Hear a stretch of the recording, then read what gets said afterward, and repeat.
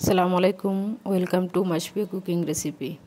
আমি গরুর চামড়া নিয়েছি 1 বাটি আর 1 কাপ মাংস নিয়েছি। প্রেসার কুকারে আমি মাংস আর ভুঁড়িগুলো সিদ্ধ করে নেব।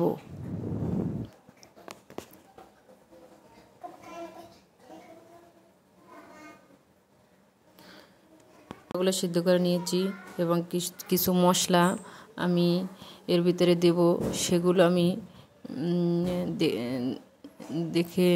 দেখে নেন যে মরিচের গুঁড়ো, হলুদের গুঁড়ো, জিরার গুঁড়ো, ধনিয়ার গুঁড়ো, গোলমরিচ, 1 কাপ পেঁয়াজ, সিদ্ধ করা বড়িগুলো চুলাতে প্যান বসিয়ে আমি পরিমাণ মতো তেল দিয়ে দেব।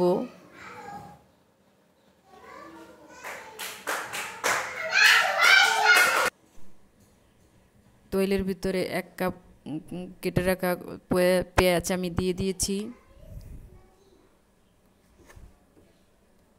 এগুলো ভালোভাবে নেড়েচেড়ে নেব।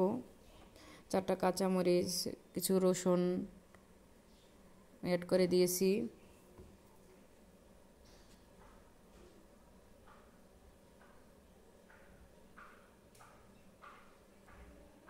তেজপাতা, 4টা এলাচ, কিছু দারচিনি, ভালোভাবে তৈলের উপর নেড়েচেড়ে আদা রসুন বাটা তৈলের উপর দিয়ে কিছুক্ষণ নেড়েচেড়ে নেব।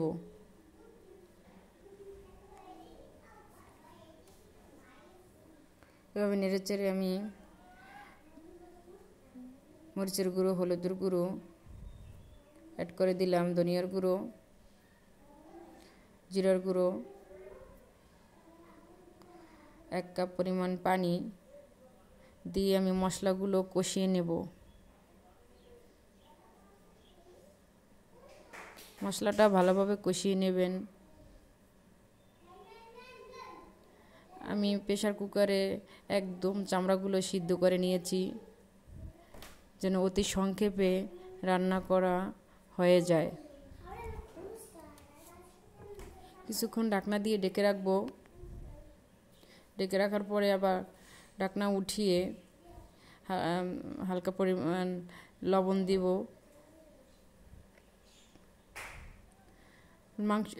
ভুঁড়ির পরিমাণ বেশি হলে লবণ একটু বেশি দেবেন, যার যার রুচি মতো শেষে দিয়ে নেবেন। কষানো শেষ হয়ে গেছে।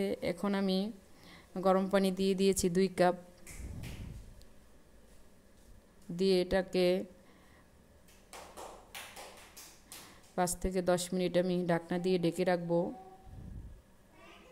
ঢেকে রাখার পরে দেখেন এক পর্যায়ে বড়িগুলো সিদ্ধ হয়ে গেছে। সিদ্ধ তো আগেই করে নিয়েছি। তো মশলা দিয়ে এটাকে ভালোভাবে রান্না করতে হবে, তাহলে খেতেও ভালো লাগবে। আমি ঢাকনা দিয়ে ঢেকে দেব।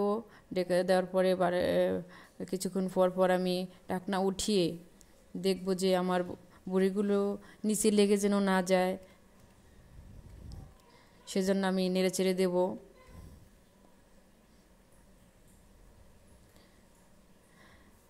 বড়িগুলো তৈলের উপর ভালোভাবে নেড়েচেড়ে যেন জলগুলো শুকিয়ে যায় এবং তৈলাক্ত একটা ভাব আসে, মুড়মুড়ে হয়ে যায়, তাহলে খেতেও ভালো লাগবে। দেখেন এক পর্যায়ে চামড়াগুলো আমার হয়ে গেছে। এখন আমি পরিবেশন করে দেখাবো। দেখেন চামড়াগুলো, এভাবে আপনারা রেঁধে খাবেন। ধন্যবাদ সবাইকে।